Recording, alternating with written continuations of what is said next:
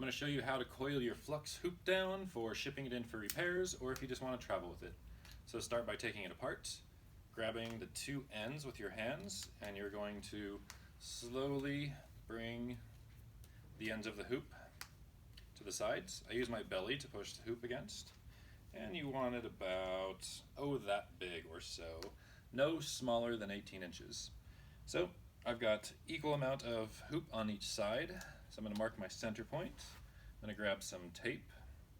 I'm using gaffer's tape right now because, well, I've got a lot of gaffer's tape. You can also use masking tape. Painter's tape is really great. Please don't use duct tape. It's really sticky, leaves a bad residue.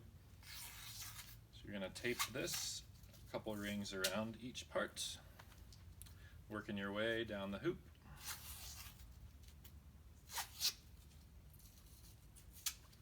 And then when it comes to the connector part, please put tape around the spot that has the push button.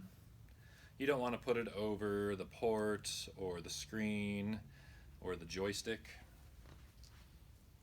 Just over the very end of the hoop would be preferable. Couple rings around that. You might want to use a little extra tape on the end because it has more tension on it. And you're going to start working around on the other end of the hoop.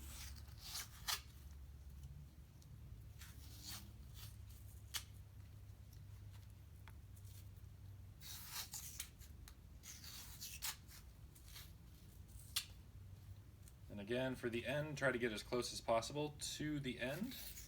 It's going to help your hoop be a nice circle when it gets to us and when you eventually get it back as well. So there you go, your Flux hoop is now ready to travel.